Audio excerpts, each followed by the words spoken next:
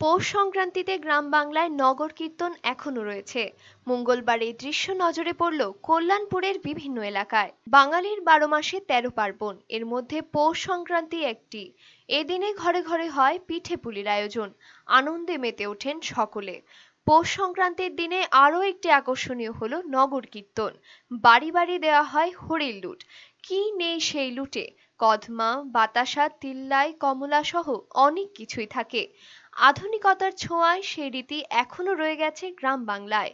মঙ্গলবার সকালে এমন দৃশ্য দেখা গেল কল্যাণপুরে।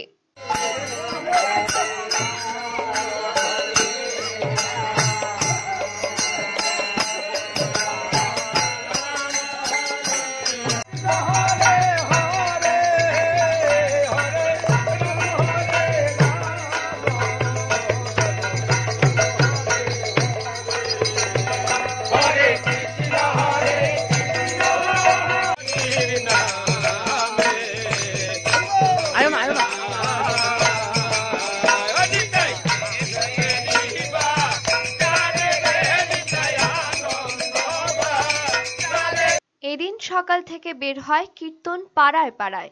শিশু থেকে বৃদ্ধ কীর্তনে বের হন মহা আনন্দে।